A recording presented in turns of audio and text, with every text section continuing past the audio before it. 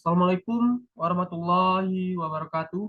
Perkenalkan, nama saya Subhan. Saya dari kelas CPTP 5A dengan program studi Teknologi Produksi Tanaman Perkebunan. Baiklah, hari ini saya akan membuat video dan mempresentasikan hasil pengamatan perbanyakan tanaman kakao yang sudah saya lakukan dengan dosen pengampu satu Bu Merlin Mariana dan dosen pengampu dua Bu Windy Manulang.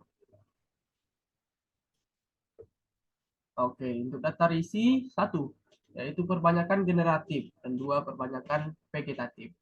Untuk perbanyakan generatif, untuk data perbanyakan generatif adalah perbanyakan dengan menggunakan biji dari tanaman untuk menghasilkan tanaman baru dengan sifat yang sama dengan induknya. Oke, untuk jumlah bibit awal 38, hidup 26, dan mati 12. Bibit normal tidak terserang hama penyakit yaitu berjumlah 4. Dan jumlah daun bibit normal berkisar 4 sampai 5 helai. Tinggi rata-rata bibit normal 15,1 cm, diameter batang 0,7 cm. Bibit abnormal kerdil, jumlah daun bibit abnormal 2 sampai 3 helai. Tinggi rata-rata bibit abnormal 10 cm, diameter bibit abnormal 0,7 cm. Untuk data pengamatan ini, yaitu hasil pengamatan bibit generatif kakao yang dilakukan menunjukkan keberhasilan perkecambahan yang tinggi dengan perhitungan daya kecambah sebagai berikut. Yaitu didapatlah hasil 26 benih normal atau sama dengan 68,4% daya hidup. Perbandingan artikel yaitu menunjukkan pengaruh media simpan dan letak biji buah terhadap kualitas benih kakao, Theobroma kakao. Dalam kesimpulan ini menunjukkan beberapa pengaruh yang sangat penting, yaitu benih dan penyimpanan berpengaruh besar dalam pertumbuhan, yaitu benih yang benih yang bagus adalah disiram dengan jangka waktu 3 hari sekali, sedangkan di, diperkirakan cuaca di saat kami melakukan pembenihan ini yaitu musim hujan yang sangat tinggi, hujan berminggu-minggu dan tidak nampak sinar matahari. Oke, untuk kesimpulan yang saya dapat yaitu penyebab banyaknya tanaman yang mati dan adanya penyakit. Yang pertama, kelembaban yang tinggi, curah hujan yang cukup tinggi, minimnya cahaya matahari dalam seminggu, semak di sekitar pembibitan yang menimbulkan banyak hama yang menyerang tanaman, minimnya perawatan kurang lebih 2 minggu yang disebabkan libur Natal dan Tahun Baru. Oke, adapun hama yang menyerangnya yaitu hama yang menyerang tanaman yaitu terkena hawar daun. Hawar daun merupakan gangguan yang disebabkan oleh jamur Merasmium sp.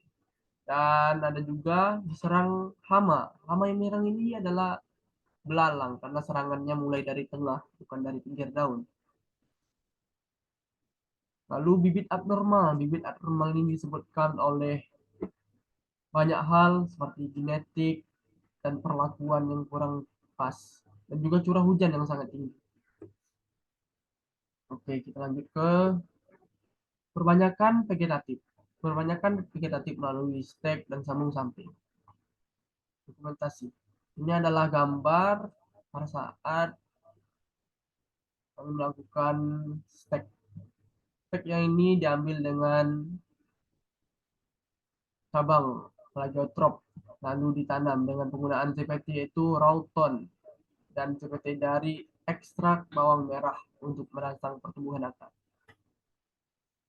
Data awal stek pengamatan, data stek jumlah awal 60, hidup sebelum pulang Nataru yaitu kami melakukannya pada tanggal 11 Desember sebelum kami diliburkan.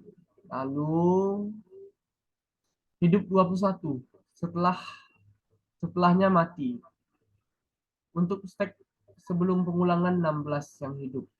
Dan terjadi keanehan yaitu semua tutupnya terbuka setelah kami pulang Jadi semua bibitnya mati. Lalu hasil pengulangan berikutnya 41, hidup 21, pertumbuhan tunas 2, panjang pertumbuhan tunas 1 cm sampai 2 cm.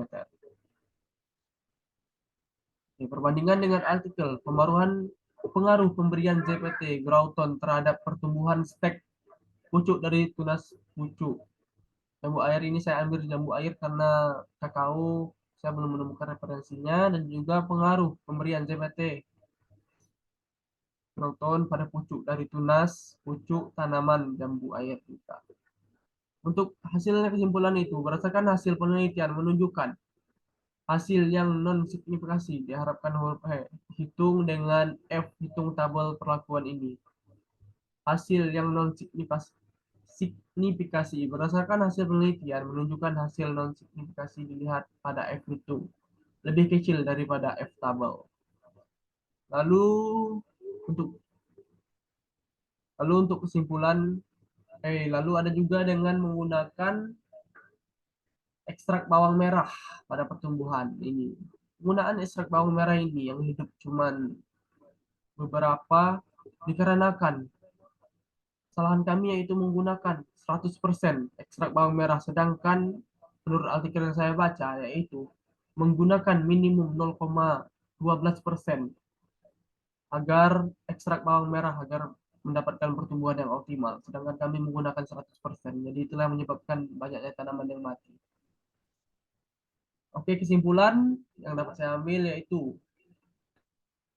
yang pertama, curah hujan yang tinggi menyebabkan kelembapan. Hampir 2 minggu hujan, tidak ada matahari, terbukanya sungkup sebelum waktunya. Ini pas kami pengecekan ke lapangan, semua sungkupnya sudah terbuka dan tidak tahu dibuka oleh siapa. Lalu lokasi yang kurang baik, bahan tanam yang kurang baik, rendahnya persentase stek kakao di beberapa penelitian. Lalu perbanyakan vegetatif melalui sambung samping. Sambung samping ini dilakukan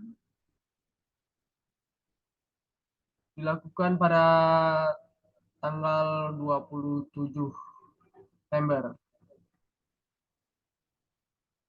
Pada tanggal dan pengecekannya pada tanggal 9 Januari setelah kami pulang liburan, libur Natal dan Tahun Baru. Perbandingan artikel. Kajian metode perbanyakan klon pada tanaman kakao. Untuk kesimpulan dari artikel ini adalah hasil yang menunjukkan tingkat keberhasilan sambungan dari 3 metode perbanyakan di percobaan sangat bersignifikasi. Mereka sangat memacu, memiliki tingkat keberhasilan paling tinggi yaitu 99%. Tingkat keberhasilan sambung samping sangat dipengaruhi curah hujan. Karena kan curah hujan yang tinggi, maka kami lakukan gagal.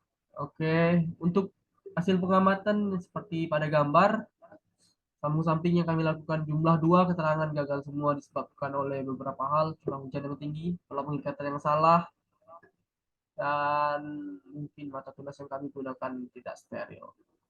Lalu faktor kegagalan itu jendela yang kami buka terlalu lebar, ukurannya tidak sama dengan entres yang sehingga kering. Entres kurang berkualitas, sambung tidak kompatibel, penguapan berlebih. Oke, terima kasih. Burung Indrian, burung cendrawasih, cukup sekian dan terima kasih. Dengan berakhirnya PT ini, maka berakhir pula presentasi saya pada hari ini. Semoga bermanfaat dan bisa menambah pengetahuan yang mendengar. Jangan lupa like, comment, dan subscribe. Thanks for waiting. See you.